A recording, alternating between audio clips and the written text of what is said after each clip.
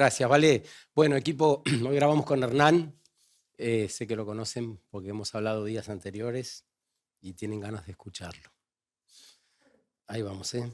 Cuando Bienvenido. quieras.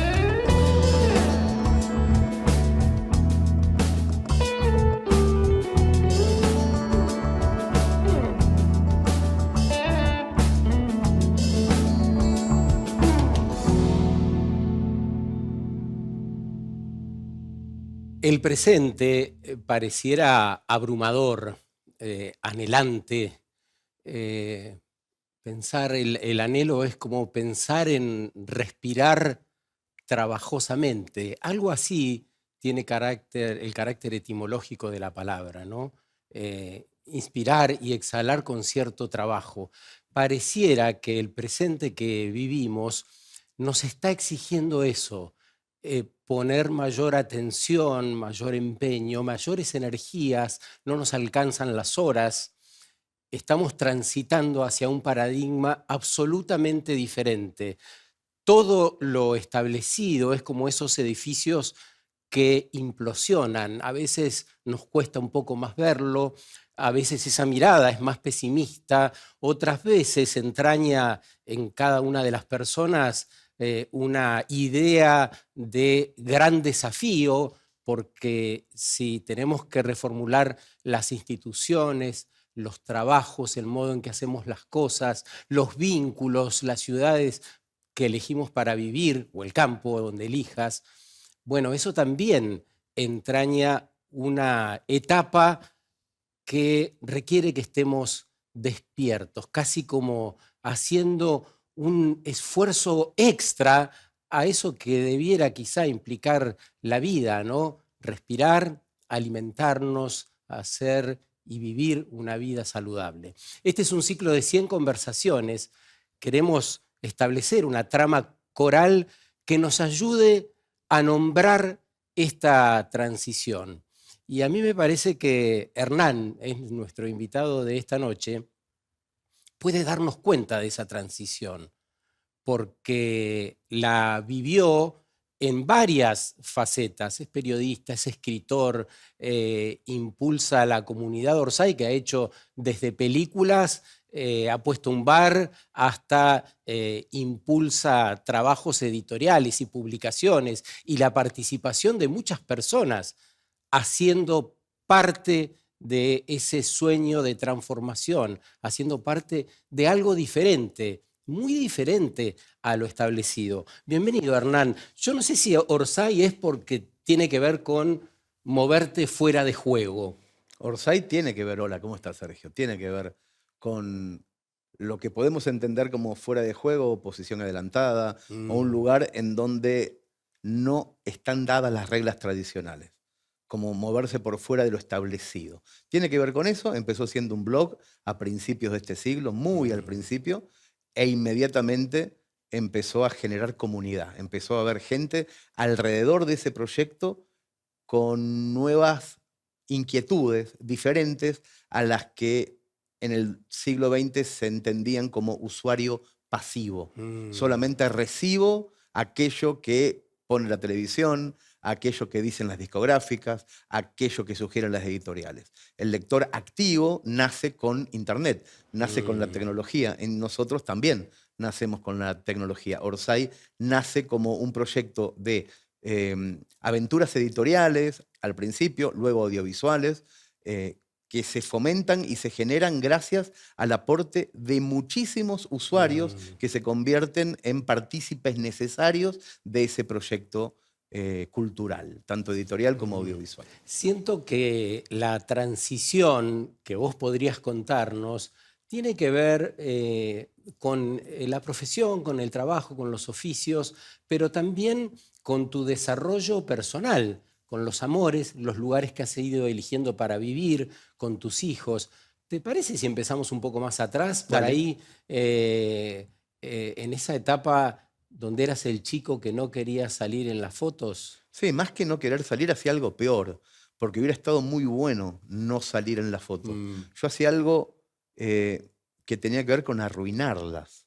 Me quedaba en las fotos y ponía una morisqueta espantosa que en las épocas del revelado Claro. no emergía inmediatamente, sino que a las 2 semanas todos se daban cuenta que esa foto grupal quedaba inutilizada porque había un estúpido poniendo una cara. O sea, hubiera sido muchísimo más sensato desaparecer o esconderme. Yo hacía algo peor, hacía que la foto no sirviera, no que yo no sirviera en la foto. ¿Por qué querías arruinar al prójimo? No era esa la razón, pero lo aprendí mucho más tarde. Yo tenía un enorme complejo con mi cuerpo. Yo era un nenito gordito y entonces yo entendía que si generaba que toda la atención hacia mí pasara por la cara, la gente iba a decir, mirá qué estúpido, pero no iba a decir, mirá qué gordo. Entonces yo Muy prefería que me bueno. dijeran estúpido y no gordo. Era esa la razón. Es muy buena.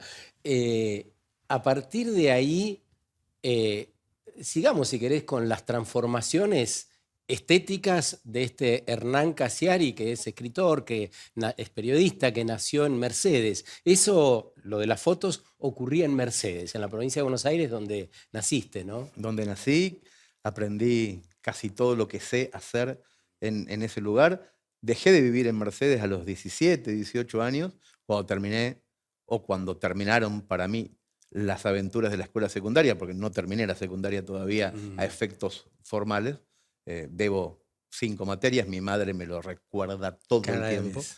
Entonces me fui a Buenos Aires, pero esos 17, 18 años que viví en Mercedes para mí fueron fundamentales, incluso en lo laboral. Fundé una revista y un periódico en ese tiempo, lo fundé y lo fundí al mismo tiempo, o sea, muy rápidamente dejaron de ser rentables, pero esa aventura no solamente de escribir, sino de hacer con eso escrito un producto o un servicio, conseguir publicidad, mirar la textura del papel, ir a las imprentas a preguntar los precios, me dieron lo que luego iba a ser mi mayor pasión, generar cuestiones culturales, no solamente construirlas como narrador. ¿Eso ya implicaba salirte de la norma o vos venís de una familia que propiciaba la lectura, los actos culturales, como decís, y demás? No, ni a palos, en casa no había libros, mis padres no leían, mi papá leía el gráfico, Mm, era todo lo que leía, cualquier cosa relacionada con el deporte estaba bien,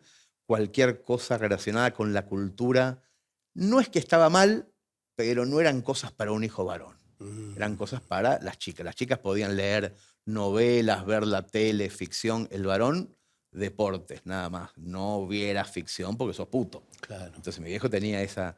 Entonces a mí, no te voy a decir que me costó, porque no me costó nada, mi viejo era un pan de Dios, pero no hubo en mi familia un dale, dale con eso, mirá qué bien que te sale, no pasaba por ahí. Mi madre sí, pero desde una exageración increíble. Mi madre pensaba que yo era un niño prodigio y yo era muy pelotudo de chico. Y entonces eso me metía presión, más Claro. que darme ánimos. Mirá qué genio que es, y yo no hacía nada. Mm. Entonces eso me metió mucha presión también. ¿Cómo influyeron los amigos, esos amigos, esas compañías de época en Mercedes? Yo creo que también por una cuestión muy arbitraria o azarosa, fueron fundamentales. Yo no, por suerte, al ser muy lector, desde muy pequeño era muy lector. Creo que fue mi única cualidad, haber aprendido a leer muy temprano y a escribir muy temprano y con muchas ganas, influenciado por las lecturas que tenía. Yo conseguí, de forma azarosa, no ser un gordito solitario que leía. Estaban todos jugando al fútbol y ese gordito solito bajo un árbol y después todos le tiraban piedras. No fuiste No eso. tuve, por suerte, ese estigma, porque di en mi aula con 2 o 3 también muy lectores que al mismo tiempo, al ser más normales en lo corporal, me llevaron a esos lugares que eran de normalidad y entonces yo pude construir ser un niño más o menos normal dentro de lo anormal que yo ya sabía que era. Me salvé del bullying gracias a un grupo de amigos más heteronormativos que me llevaron por lugares que estaban bien, pero estoy hablando de los 7, 8 años. Después me construí solo en ese lugar y nunca tuve esos problemas. Pero era carne de bullying y zafé de pedo.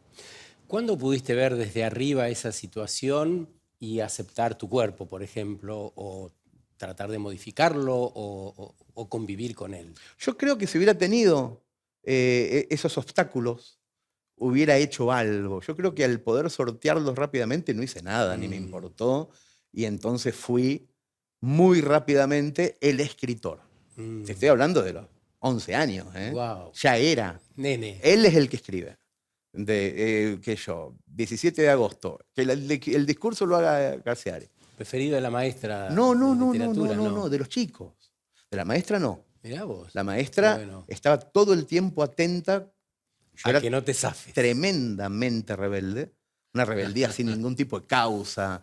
Había que estar en contra del maestro, de las instituciones, de todo. Y tenía mucha labia, decía muchas boludeces, pero con palabras raras. Claro. Entonces me tenían miedo los adultos. Y a los chicos les fascinaba que yo fuera el altavoz, incluso sin entender lo que yo decía.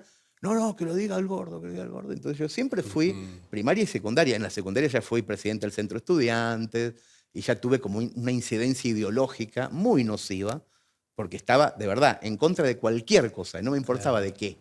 El asunto era estar en contra. Entonces fui muy rebelde, muy locuaz, muchísima palabra oral, todo el tiempo rompiendo los huevos y además escribiendo mucho. O sea que seguiste siendo conversador, escribías teatro Sí, en la también secundaria. hice teatro. Un poquito antes, a finales de la primaria, después ya no, pero después yo creo que el teatro para mí eran la sobremesa, con los propios amigos, era la gestualidad y la corporalidad de tomar la decisión de los voy a hacer desmayar de la risa. Se van a morir, hijos de puta, de la risa que les va a dar. Van a vomitar, no voy a parar cuando me digan paren, no paro. Y yo tenía esa capacidad en la secundaria e incluso después de ser muy hiriente cuando quería y muy humorístico cuando quería en la palabra.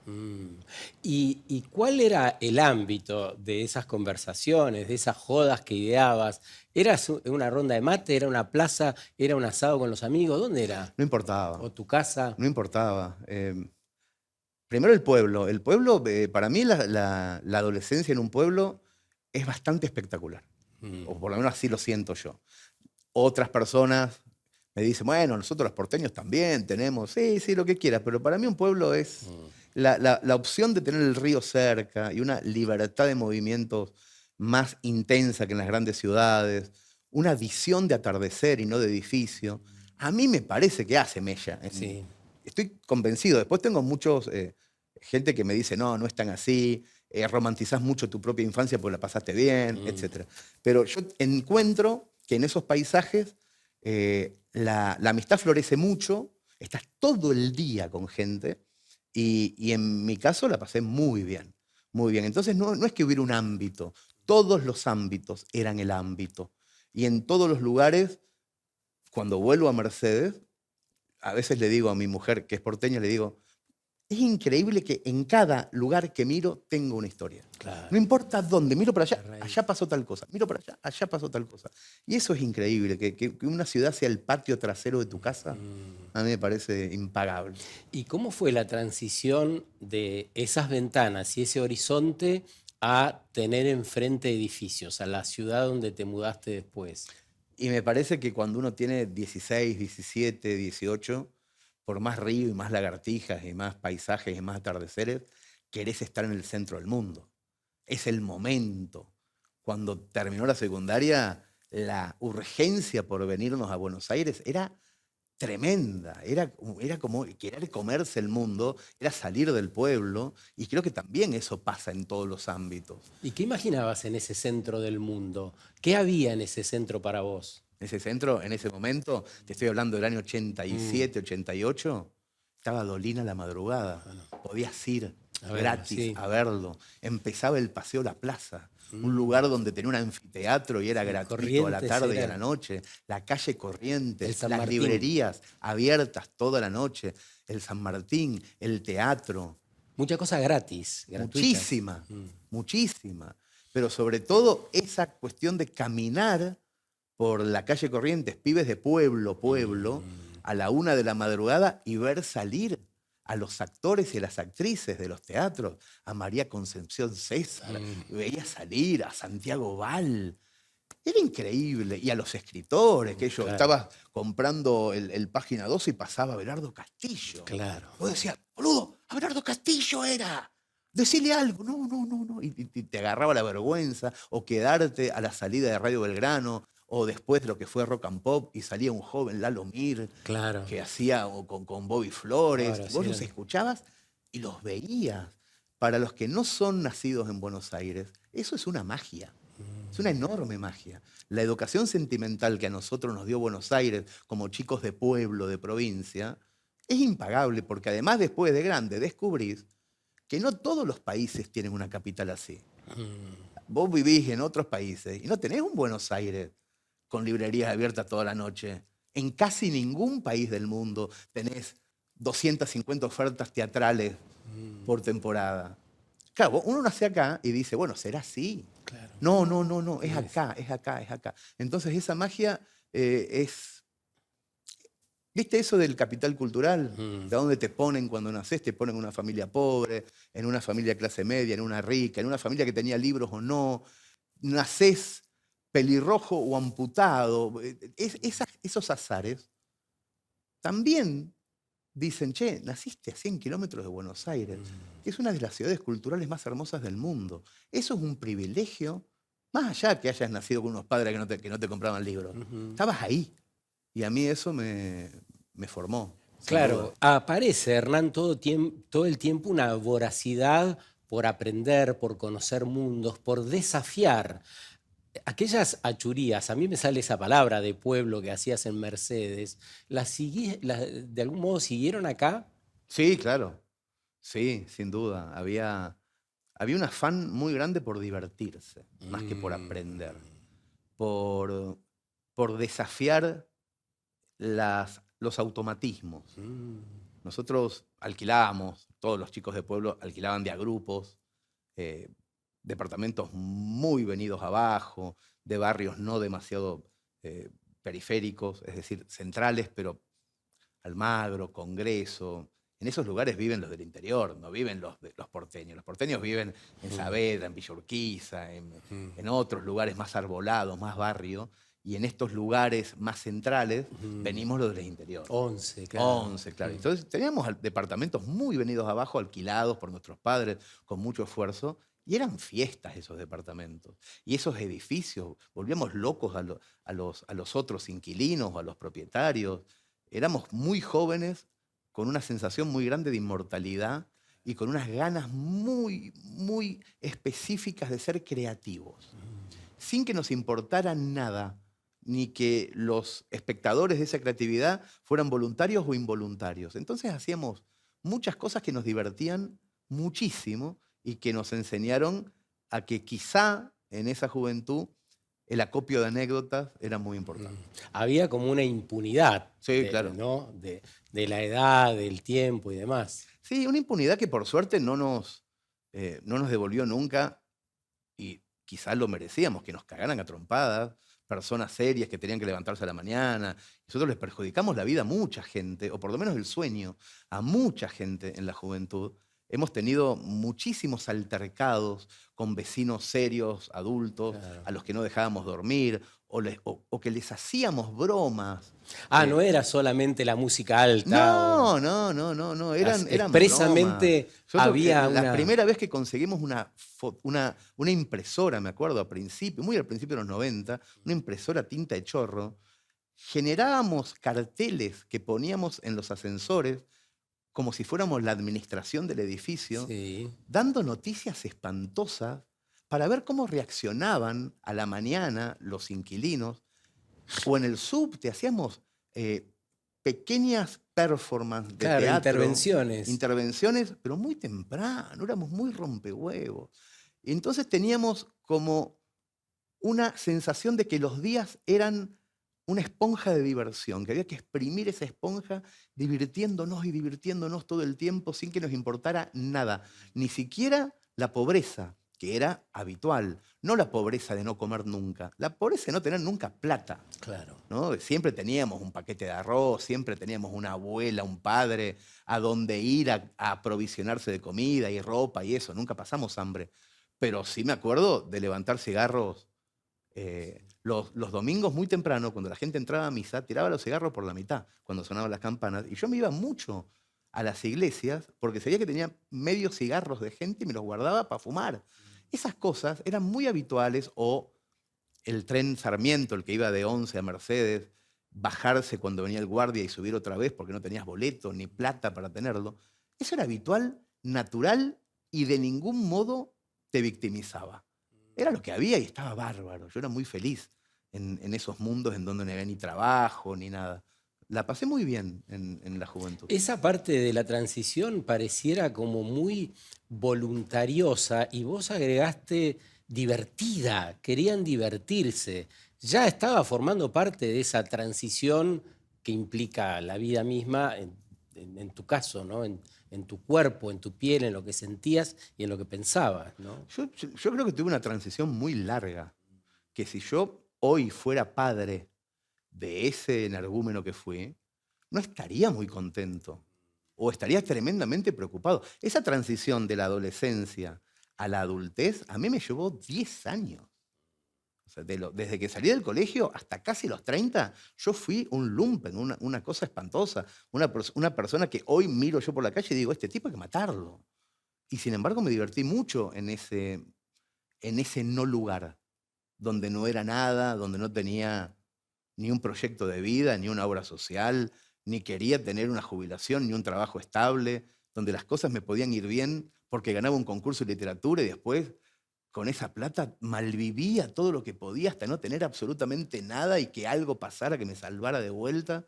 Las redes familiares, los padres, los abuelos, que cada tanto me tenía que dar un dinero para vivir, pero yo tenía 20 y pico de años, era un tarado. Resulta divertido tu cuento, Hernán, pero yo quiero volver a esto. Siento que en todo eso, en ese malvivir que vos decís de buen modo, hay una serie de aprendizajes que después fueron como el basamento de lo que vino. Pero claro, sí. Pero no fue estratégico, quiero decir. Claro. No es que yo digo, bueno, vamos a pasarla No, no. mal todo el 91, así después en el No, 2024 no. soy Una la vida red. intensa Claro. de carencias, pero también todo muy entre Yo comillas. no lo noté como Por carencia. eso te No. digo, carencia, digamos, el que dice, bueno, iba a juntar puchos. Y bueno, andás a ver qué con el Hoy, transcurso del tiempo ves. en este hoy tremendamente burgués que Mm, tengo, miro mm, aquello y digo, mira, pobrecito, iba a juntar puchos a tal cosa. Pero yo en ese momento era mucho más feliz que hoy. mm. Estaba Pero ¿de verdad bárbaro. decís pobrecito Hoy o te sí. cagás de risa y decís qué No, bueno que tuvo? no sé, no, porque me parece que somos diferentes personas a través del tiempo. Y hoy yo soy una persona que no está ni cerca de ese comportamiento, ni de tener un hijo con ese comportamiento. Para ponerlo más claro todavía, o sea, a mí no me gustaría que mi hijo, con las bolas, ya con pelo en las patas, esté andando buscando pucho en las iglesias a los 23 años. Me pego un tiro, Sergio, si me pasa eso con un hijo. Y sin embargo, mis viejos lo tuvieron que soportar a eso. Mis viejos tradicionales, además, tuvieron que ver a ese energúmeno mal vestido, que no se bañaba, drogadicto, con unos problemones, unos pajaritos en la cabeza, creencias de que era un genio y era un pelotudo. O sea, todo eso lo vivieron. Y yo en ese momento ni siquiera fui consciente de que les estaba amargando la vida a esa gente. Hoy, que tengo una hija de 21, digo, me llega a haber salido así. Y muevo cielo y tierra para sacarla de ese lugar, a cachetazo la saco.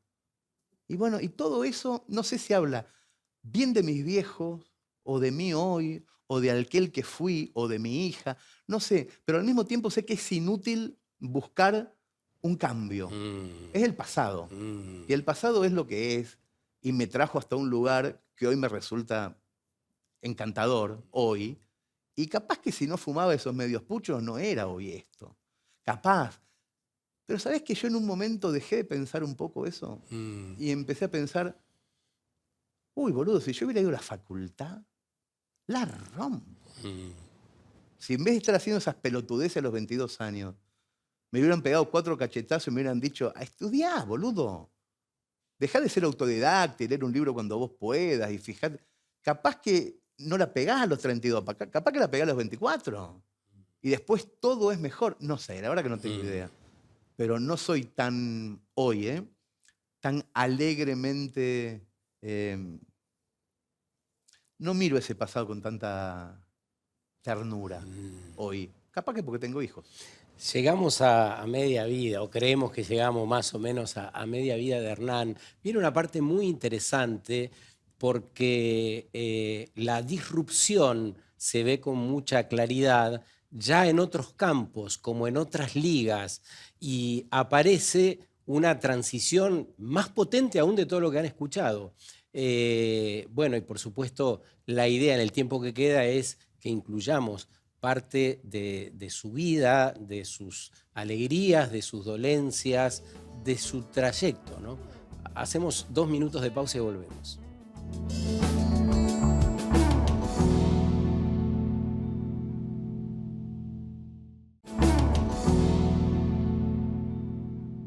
Seguimos con Hernán Cassiari. Hemos recorrido parte de su vida y ahora vamos a otra etapa, tratando de reflejar con su transición un modo de transicionar que nos puede alentar, nos puede animar, no sé, trae información.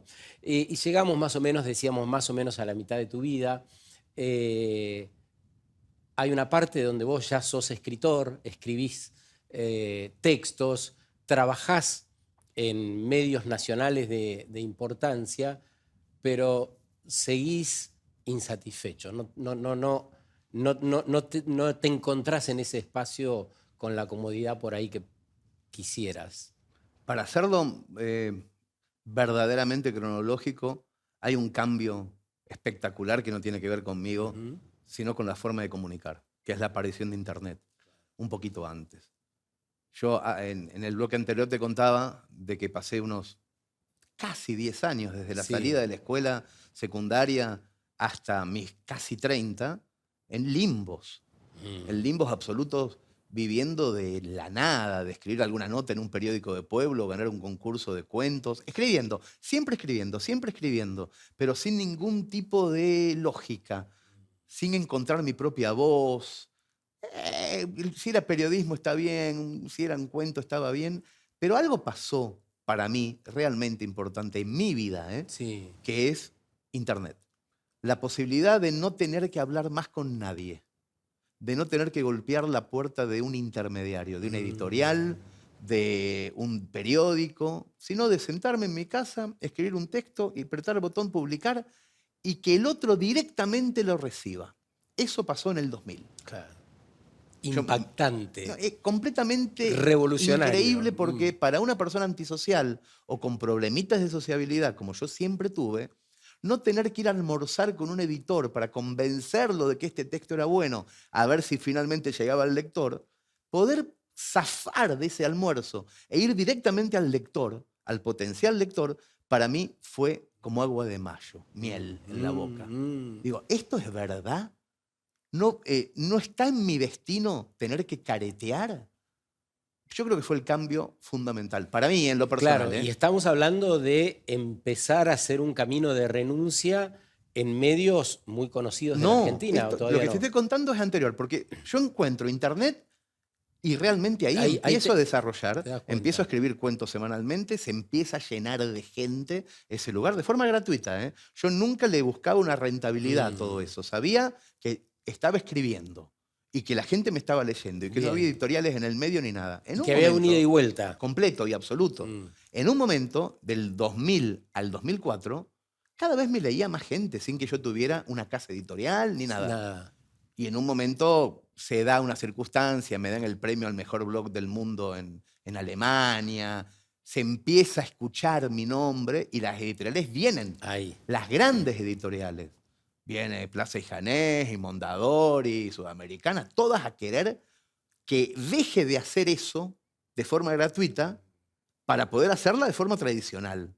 Y yo en ese momento digo, encantado de la vida. Era lo que el niño que yo era había buscado Sí. toda la vida. Firmo contratos, hago esto, y muy rápidamente me doy cuenta de que eso es lo más careta y aburrido del mundo. Además de que te cagan en guita, Claro. cobras el 10% de las regalías, pero sobre todo, dejás de estar en contacto con tu lector. Hablas solamente con el chabón de Planeta. No hablas con el lector. Y a los lectores se los quedan ellos para charlar.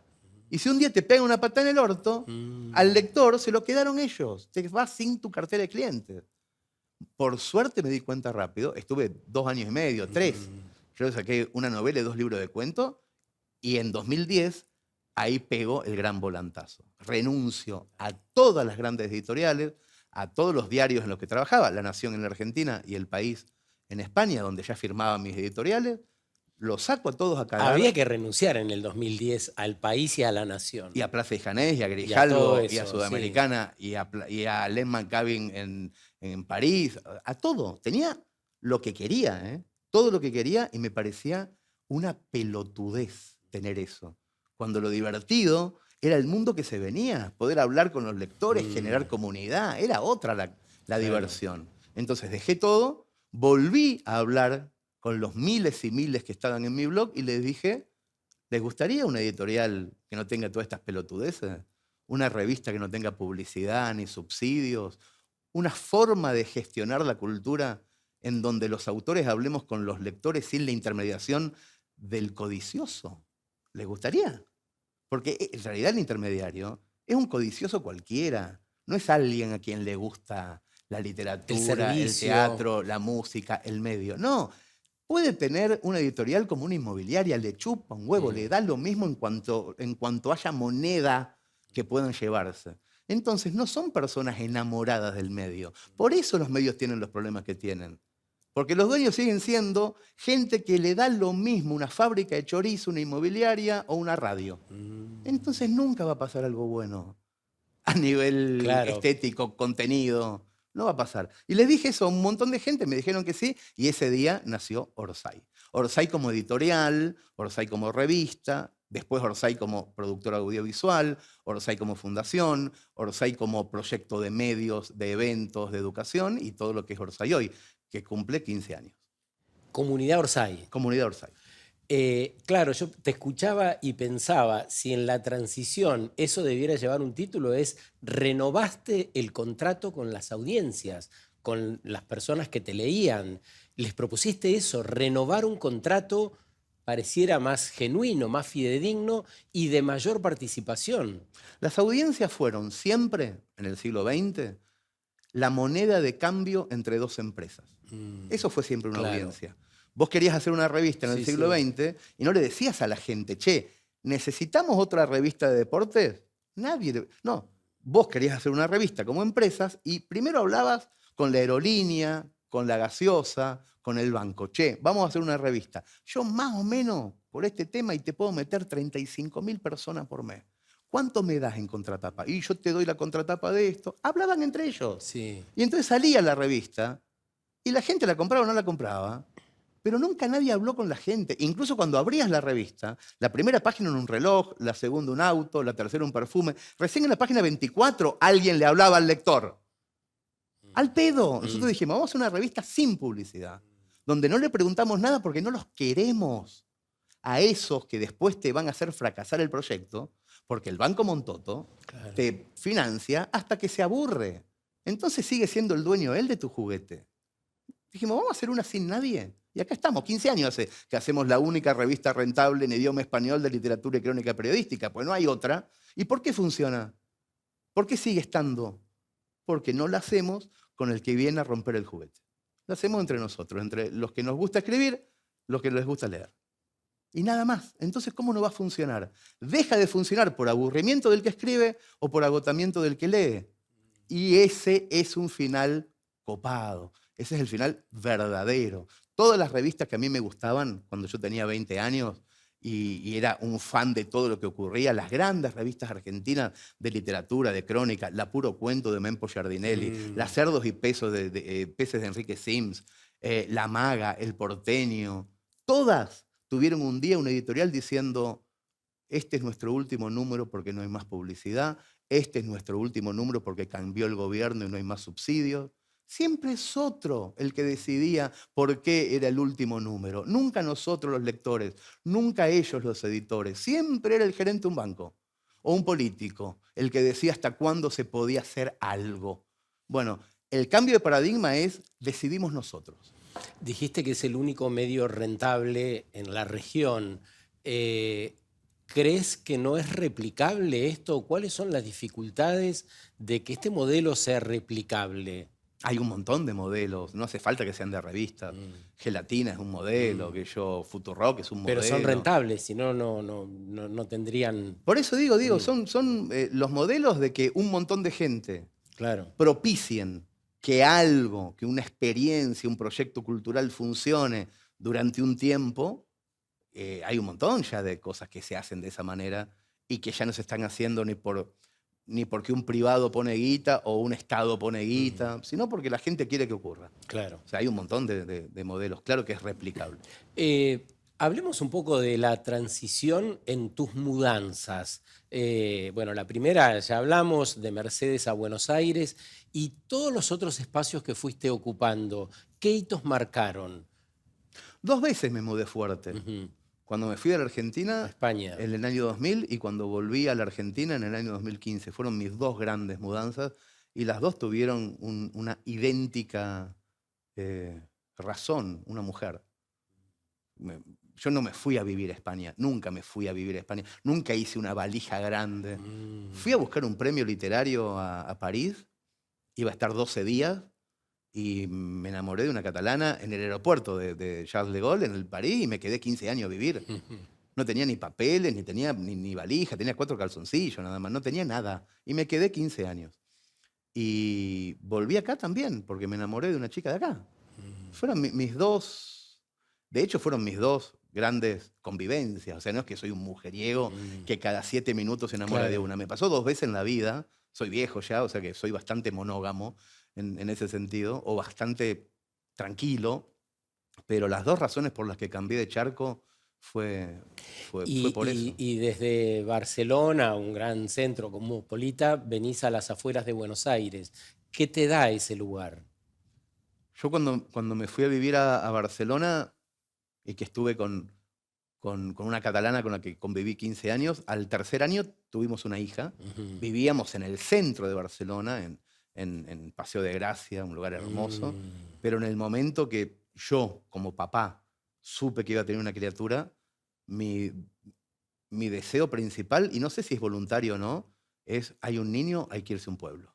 Y nos fuimos de Barcelona capital a un hermosísimo pueblo de montaña que se llama San Celoni, casi más cerca de Francia que de Barcelona, ahí cerca de Girona, arriba de todo, un pueblo de montaña y el mar muy cerquita también. Y Nina, mi hija más grande, hizo el jardín, la primaria y la secundaria en un pueblo de 12.000 habitantes. Cuando volví a la Argentina, fui a vivir a Buenos Aires, vine a vivir aquí con Julieta. Cuando me enamoré de Julieta me vine a vivir aquí, y cuando tuvimos una hija en 2017, yo la vi nacer y se me pusieron las antenitas a ver a qué pueblo volvíamos. Yo con un niño chiquito no voy a estar nunca en una gran ciudad. Yo no le voy a dar una infancia de departamentos a un niño. Yo, en lo personal. ¿Por qué? Porque tuve una infancia de árboles y de muchísima amplitud. Yo necesito amplitud para un niño. Que un niño corra lejos, que se vaya lejos y que vuelva con algo vivo en la mano y te diga: mirá este sapo. Y que venga con un perro, con un conejo, con algo muerto. Que aparezca, que venga embarrado. No le podría dar a un niño una infancia de parqué. No podría, me sentiría muy mal. Entonces, cada vez que tuve un hijo, que fueron 2 veces, nos fuimos a un pueblo de 12.000 habitantes, en 2 continentes distintos. Yo vivo hoy en San Antonio de Areco y mi hija es salvaje y de campo. Como querías. Sí, claro. Y me lo agradece ella, ¿eh? Y eso a mí me satisface mucho. Hablamos un poco de los hijos. En los amores, Hernán, ¿qué sentís que pasó en 30 años? ¿Te vinculás sexoafectivamente de un modo diferente? ¿Cambió eso? ¿A vos te tocó? No soy un buen parámetro, porque he tenido 2 parejas estables y hace qué sé yo, 25 años que Mm, que estuve, primero 15 con una, sí. 10 con la otra, y que no he tenido ni siquiera esos momentos de, bueno, vamos a tomarnos un tiempo, entonces voy a ver qué pasa en Tinder. Nunca instalé Tinder. Mm. No sé cómo, sí sé un montón de cosas, pues me han contado, pero yo no he tenido Pero una... cuestiones machistas, por ejemplo, que suelen venir desde los pueblos. Yo también Sí, soy sí. de un pueblo y soy varón. Básicamente, los varones tenemos esas cuestiones. ¿Vos pudiste a lo largo de los años replantearte parte de esas cuestiones, esos mandatos con los que venimos? Tuve entre 2000, cuando volví, en Mm, realidad, cuando volví a la Argentina, volví en una época muy fuerte del feminismo. mm, Se estaba gestando el mm, Ni Una Menos, un exacto. año después. No solamente eso, me vine a la Argentina. Yo creo que toda mi etapa española fue involuntariamente tremendamente machista, porque venía de un mandato y de haber nacido en un momento, y yo decía unas barbaridades Mm, en lo privado, esos pensamientos que hoy me dan vergüenza claro. haber tenido, pero los tenía. Mm, Y los tenía porque creo que tenía los ojos velados mm, respecto a un montón de cosas que yo nunca había preguntado, ni a las que nunca le había prestado atención. Yo me acuerdo puntualmente de algo. Muy al principio de Twitter aparece un hilo de Twitter donde una mujer dice, los hombres nos muestran el pene desde que tenemos 12 años en la calle. Y yo digo, mm, qué exagerada, dije yo. mm, Y empiezan abajo unos hilos de respuesta en donde termino sabiendo que todas las mujeres que existen, en mm, algún momento, un descerebrado le ha mostrado el pene en mm, la calle. mm, Entonces, por no haber sido yo nunca ese descerebrado, nunca supe que eso pasaba. mm, Y las mujeres con las que yo he tenido tertulias desde mm. joven, que sí me lo dijeron, yo nunca les presté atención.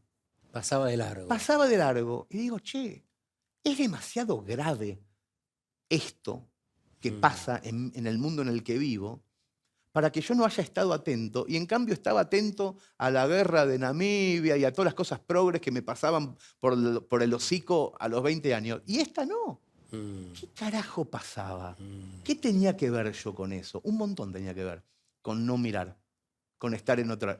Por suerte no era el degenerado, pero era algo bastante parecido. Era el que no miraba mm, la degeneradez que ocurría. Era el que no le decía nada al amigo que sí era el degenerado. No le decía nada. O nos cagábamos de risa cuando él lo contaba. Entonces sí pasaba algo. Ese algo a mí se me empezó a descascarar en 2015, 2016. Primero porque eh, me puse en pareja con una socióloga peronista feminista mm. radical. Claro. O Aprendiste sea, no, algo. no, no es aprender. Te hacen una zancadilla a cada 2 minutos, ¡po! Te hacen un tacle. Eso que dijiste tal cosa. ¿Qué? Yo no dije nada, sí. Y empezás a aprender a los Claro. golpes también. Mm, Después, mi hija, que era chiquitita, claro. empezó a ser La adolescente. interpelación de los pibes. Y bueno, ya está, me atacan todo. La única que sigue siendo machista es mi vieja. Pero claro, sí, ¿cómo no vas a aprender? Lo que Mm, pasa es que el aprendizaje tiene mucho, mucho de vergüenza también, de la vergüenza de mm, quién fuiste, mm, de todo lo que no miraste, o de todo lo que sí te dijeron tus amigas cuando eras joven sobre ellas, mm, sobre vos. Y vos decías, nah, ¿qué tiene que ver? Nada que ver, a mí no me pasa eso. Y sin embargo sí nos pasaba a todos. Hicimos un mundo de mierda para un montón de mujeres. No por degenerados ni por golpeadores, sino muchas veces por omisión, mm. por omitir, por no mirar. Estamos acá, en este mundo que vos mencionás de este modo, que necesita definitivamente ver, como decís, e incorporar además a toda esa fortaleza femenina. Nos perdimos el 50% de la potencialidad humana en el medio.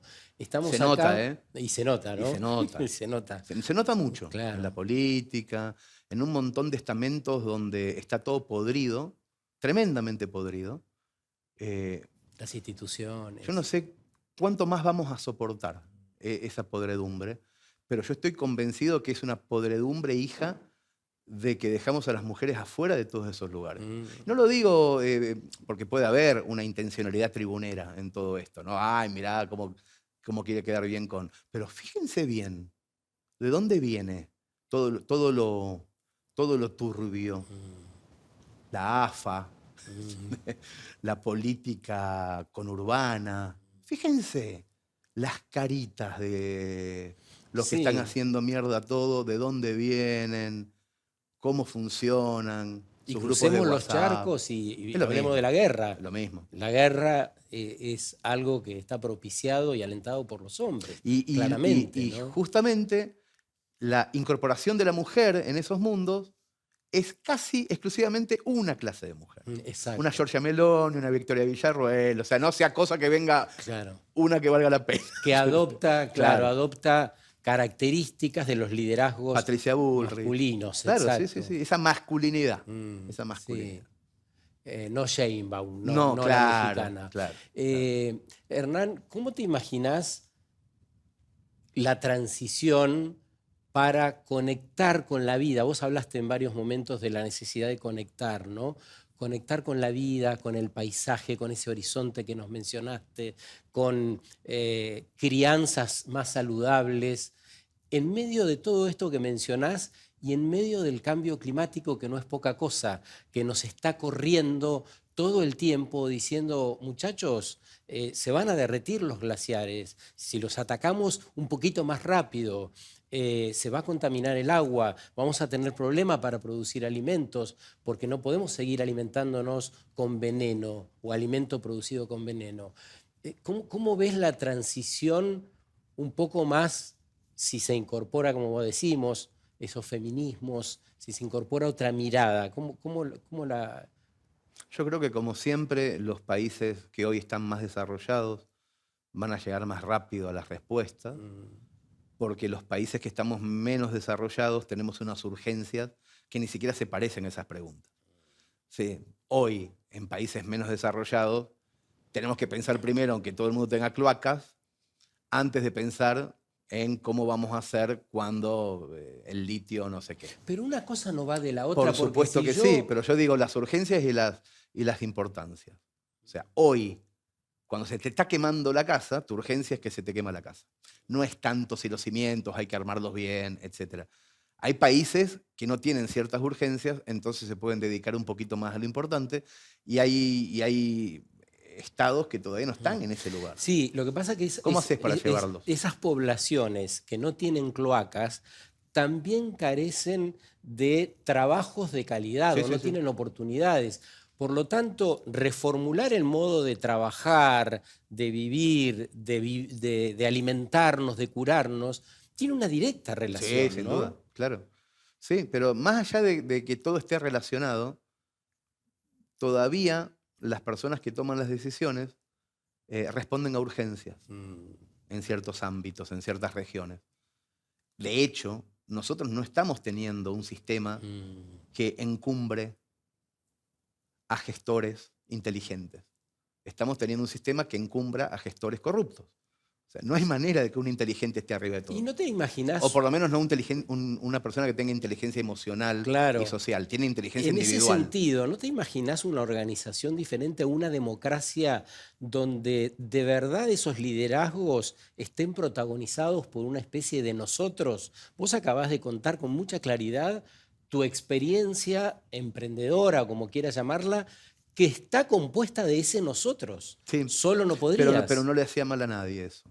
Quiero decir, yo no estaba ocupando en Orsay, por Mm, ejemplo, con todos los cambios que concebimos y que han sido fructíferos, no estábamos quitándole mm, de la boca al dueño del planeta su codicia. mm. No lo estábamos haciendo. Ahora, imagínate que nuestra fuerza de 2010 hubiera sido quitarle de la boca la codicia del planeta. Nos sacan cagando, Sergio. A nosotros nadie nos saca cagando, porque no estábamos ocupando el lugar de nadie. Preguntale a Tinelli cuando quiso meterse en el fútbol lo que le pasó. Ahí es donde duele. Por eso no se puede cambiar. Por eso no se puede cambiar. Claro. Porque cuando vos querés cambiar por algo que funcione, los que se están llevando la torta tienen a todo el mundo entongado para que eso no cambie y dicen, no, es el lubricante del progreso, la coima, el 3%, es el lubricante, anda a cagar, hijo de puta, va a ser el lubricante del progreso, te voy a pegar una patada en el orto. No se puede pegarle a nadie una patada en el orto hoy, porque los medios dependen de ese hijo de puta. El otro político de al lado depende del hijo de puta que es su contrincante, porque los dos están entongados con el mismo empresario de Brasil. Entonces, no hay manera. Pero qué mirada corta la de esas personas, porque les está yendo la vida propia y la de los hijos, porque convengamos que si no hay planeta, no hay posibilidad ni siquiera de poner un kiosco. Es placer, no es búsqueda de felicidad. Es la búsqueda del placer instantáneo del yate. Es la búsqueda del placer instantáneo. Por eso son, además de hijos de puta, muy cortitos. Porque si vos los ves y sabés que no tienen 2 dedos de frente, que no han leído 4 libros, que tienen una astucia hija del propio sistema que los encumbra, pero no son personas que nosotros dos charlando podamos decir, che, qué inteligente que es este tipo. No, inteligencia es otra cosa. Inteligencia es una búsqueda de la felicidad de todos. Eso es, anda a decirles a estos que tienen que dejar la mierda que tienen, el yatecito, el poder, por la felicidad de todos. Te sacan cagando, porque no están buscando eso. Lo que pasa es que ya está armado el circo. Es muy difícil venir con un circo a cuesta y decir, bueno, les propongo este otro circo. Mientras no le rompan los huevos, te lo van a dejar. O sea que imaginás en esa transición una especie de colapso ambiental que pueda terminar. ¿No hay otra cosa que pueda terminar con este modelo establecido? Posiblemente también son lo suficientemente poderosos como para construir nuevos parches en los agujeros que están armando. Es decir, el ser humano, más allá de todo eso, es realmente increíble. Entonces, allá donde falte el agua, traerán un tubo de no sé qué planeta y pondrán el agua de vuelta, o lo que sea que pase. Lo que no creo que ocurra es que los pequeños circos nobles se puedan poner al costado del gran circo que despedaza todo y hacerle mella. No creo que eso pueda pasar. Entonces, quizá hay que empezar a construir pequeños circos que no le rompan nada al codicioso, pero que te permitan tener un lugar donde venga el que quiera a construir esa otra cosa que es utópica, es mucho más chiquita, pero sobre todo que no va a cambiar el mundo por completo, pero tiene que cambiar por lo menos nuestra baldosa. Qué lindo para nuestro ciclo que Hernán haya terminado hablándonos amorosamente de los pequeños circos. Vieron que acá todo el tiempo decimos que nuestros liderazgos son circenses, que los representantes de la política, los representantes que votamos, tienen comportamientos circenses. Sin duda. Pero la idea de los pequeños circos en derredor parece bastante alentadora. Y por lo menos es lo que nos proponemos soñar. Tiene que haber necesariamente un sueño. No puede ser que miremos el horizonte y todo sea a nuestro alrededor algo imposible de modificar. Lo que no creo que pueda pasar es que lo modifiquemos al completo. Claro. Pero eso no nos tiene que generar resignación, sino el saber hacer zanjas al costado. Me parece que eso es muy importante. Gracias, Hernán. Gracias, por Sergio, este rato. a vos. Por lo demás, nos vemos una noche de estas. Que lo pasen muy bien.